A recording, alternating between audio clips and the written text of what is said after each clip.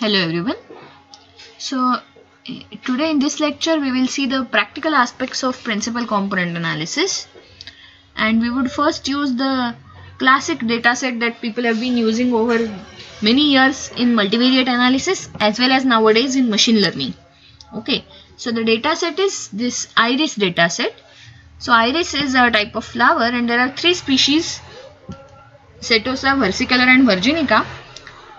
You can see the pictures of three species here and try to see the differences. For example, here these petals are smaller, whereas here these petals are quite big.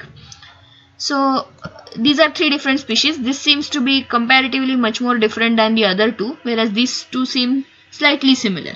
Okay, so what we have is data on 150 flowers, 50 from each of these three species. And what are the variables? Sepal length, sepal width, petal length and petal width. So for every flower these four things are recorded: sepal length, sepal width, petal width, and we have such data on 150 flowers.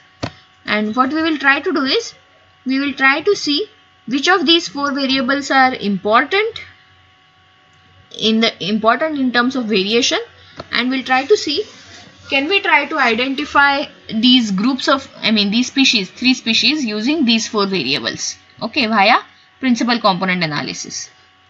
So let me go to Minitab. I have pasted this dataset in the worksheet. We go to Stat and we go to principal components. So these four variables we will select. Number of components to compute. Right now let us say 4. Okay, now this is an important point, whether we want to use correlation matrix or covariance matrix. When we studied correlation and covariance, we have seen that correlation is independent of units, whereas covariance changes with units. Okay, so generally whenever you have a new data set, what you do is, if all your variables are measured in same units, you go for covariance matrix. Okay, whereas if some of your variables are measured in different units, you go for correlation, so that standardization can be done and the quantity would become unitless. Let me explain further. So in this iris dataset, I have sepal length, sepal width, petal width, and everything is measured in centimeters. So when I say my PC1 consists of, say, L1 times sepal length plus L2 times sepal width, it makes sense because everything is in centimeters, so it can be added. However, in the earlier example that we had in the theory lecture for PCA, if you record, say, age, height, weight, blood pressure of a person, saying that PC1 is L1 times age plus L2 times BP doesn't really make sense because you are adding years to pressure. Okay, so in such scenarios you should go for correlation matrix because their quantities would be standardized and hence there won't be any unit involved. Okay, so right now, because I am in the iris data where everything is in same unit, I go for covariance matrix. Which graphs we want? We want scree plot, score plot. Okay, we can also see biplot. I'll explain what biplot does, and then maybe loading plot. Okay, so let me click OK and we'll see what we get. Okay, we'll go to the graphs a bit later. First, let us see what are the things in the output that we can see. So, okay, I don't know if this is visible, so let me increase the font size. Okay, so these are some of the important things. So first, eigen analysis. So we got the eigenvalues 4.2282, 0.2427, 0782, 0238. Okay. And then proportion of variation explained by these eigenvalues. This is individual proportion, this is cumulative. So how do I compute this? 4.2282 divided by sum of these four eigenvalues would give me 0.925. Similarly, 0.2427 divided by sum of all these four would give me 0.053. Okay, and if I add these two both, 4.2282 plus 0.2427 divided by sum of all four, I get 0.978. Okay, so first PC itself explains 92.5% variation. Okay, if I want to express in percentage, I'll have to multiply this by 100.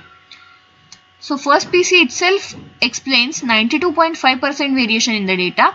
2 PCs explain 97.8% variation. 3 PCs explain 99.5% variation. And overall 4 PCs explain entire 100% variation. Okay, so ideally even 1 PC would be enough. Okay, at most 2, not more than 2. Now how do I see which variables are important? So these are eigenvectors. Okay, so PC1 they have written. So actually equation for PC1 would be 0.361 times sepal length minus 0.085 times sepal width plus 0.857 times petal length plus 0.358 times petal width. So we can see here petal length is more important, most important, because it has highest coefficient. If you go to second PC, then sepal width and actually up to some extent sepal length are important. So the most important variables out of these 4 is petal length. Okay. Now we'll go to the plots. So let me first go to the scree plot. So you can see here 2, 3, 4. So this line joining second, third and fourth point is almost parallel to x-axis. So I would say here we have an elbow and hence only first PC is enough. Only one PC is enough, because after elbow, from elbow, everything else is equally important. So here they are equally unimportant. So only first PC is important. And that's what is told by our earlier picture also. 92% variation is explained by first PC itself. Now let me go to score plot. Okay. You remember how we compute scores?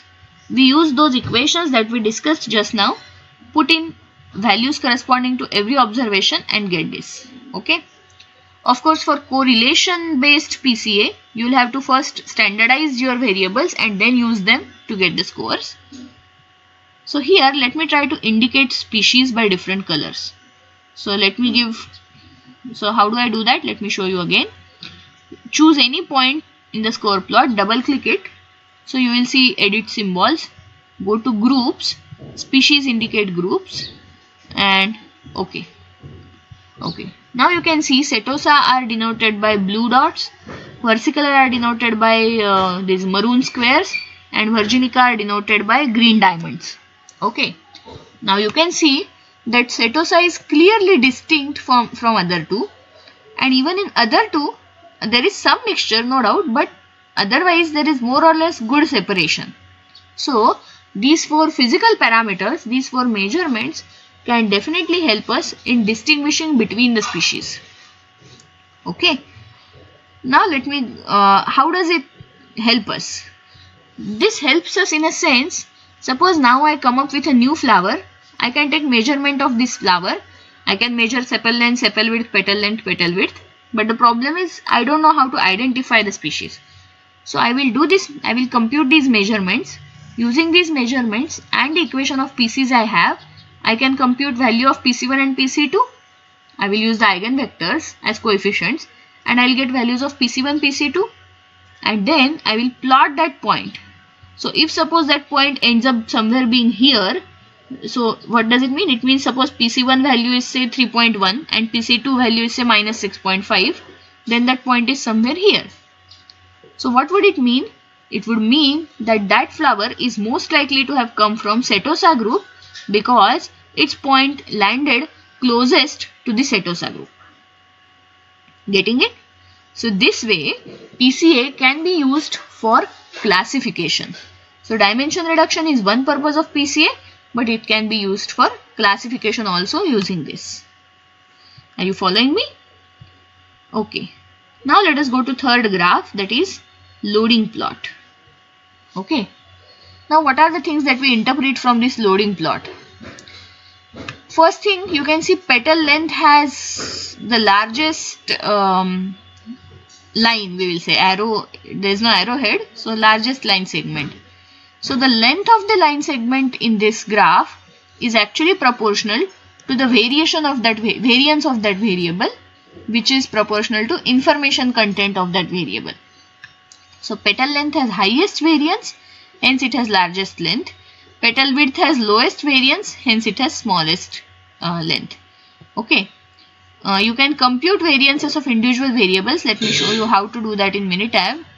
So we go to stat, then basic statistics, display descriptive statistics, sepal length, or maybe we directly compute variance covariance matrix, that is better. So we go to stat, basic statistic, correlation matrix. So sepal length, sepal width, petal length, petal width, and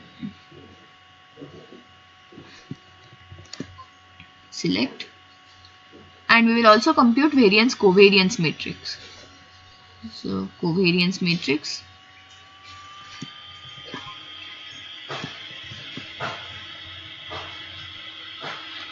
okay, you can see here variance of petal length is 3.11, whereas variance of all the others is small. Okay, hence petal length has highest longest arrow here. Okay, now petal width is almost on the petal length. Why? So again we'll go to the correlation structure. So correlation is here. So see, correlation between petal width and petal length is 0.963. Okay, we have to focus on first row in every entry, first entry in every pair, second entry is p-value to indicate whether the correlation is significant or not.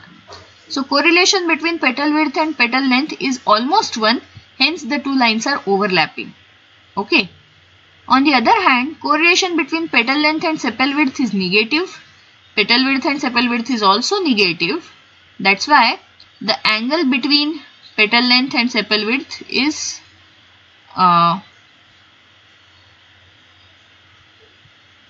petal length and sepal width. Okay, it is certainly moderately high negative correlation, so the angle is obtuse.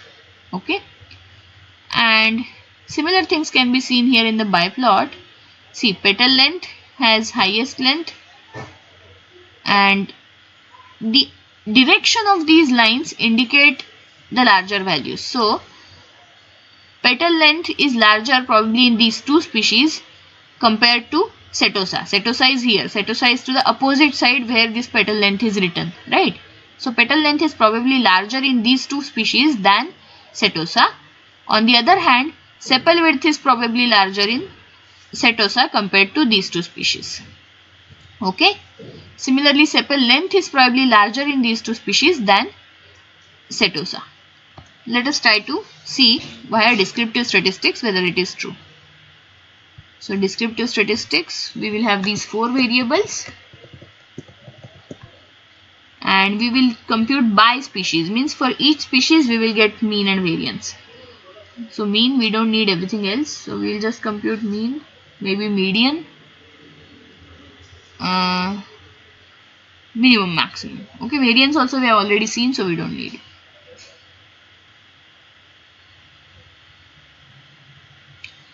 Okay, see here, setosa petal length mean is very small. It is 1.46. Okay, whereas for other two species it is quite high. Okay, and on the other hand, for sepal width, setosa has higher values than other two species. Okay, that's what is indicated in biplot. Why the name biplot? Because it plots two things, variables as well as the observations. Okay. Again, angles in the biplot also indicate some sort of correlation. So positive correlation generally acute angle, negative correlation generally obtuse angle, and near zero correlation generally 90 degree or right angle. Okay. So these are some of the things that we can interpret from a biplot. So let me stop here. Thank you.